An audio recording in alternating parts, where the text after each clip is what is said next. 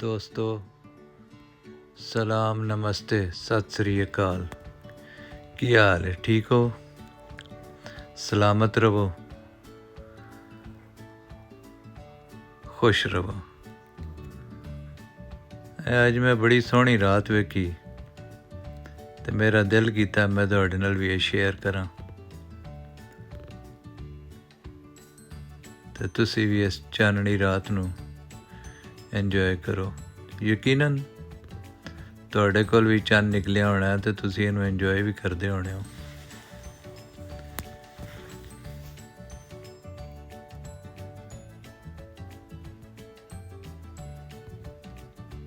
ਸਾਨੂੰ ਇਨਸਾਨਾਂ ਨੂੰ ਹੀ ਚੰਨ ਚੰਗਾ ਨਹੀਂ ਲੱਗਦਾ, ਇਹ ਸਮੁੰਦਰ ਨੂੰ ਵੀ ਚੰਗਾ ਲੱਗਦਾ, ਇਹ ਚਕੋਰ ਨੂੰ ਵੀ ਚੰਗਾ ਲੱਗਦਾ।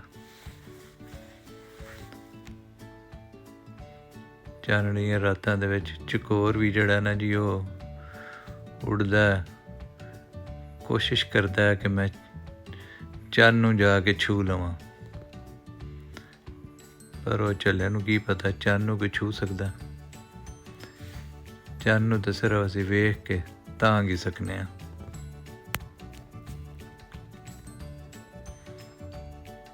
ਤੇ ਸ਼ਾਇਦ ਚੰਨ ਦਾ ਸਹਿਪਣ ਵੀ ਤਾਂ ਹੀ ਹੈ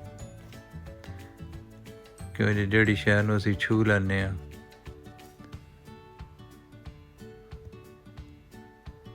ਉਹਦੀ ਅਸੀਂ ਵੈਲਿਊ ਖੋ ਦਿੰਦੇ ਹਾਂ। ਕਿਉਂ ਜੀ ਇਨਸਾਨ ਹੈ ਹੀ ਇੰਝ ਦਾ ਨਾ ਜੀ, ਕੋਈ ਨਾ ਸ਼ੁਕਰਾ ਜਿਹਾ ਕਿ ਜਿਹੜੀ ਨਿਅਮਤ ਨੂੰ ਲੱਭ ਜਾਏ ਉਹਦੀ ਵਕਤ ਸਾਡੇ ਦਿਲੋਂ ਖਤਮ ਹੋ ਜਾਂਦੀ ਹੈ।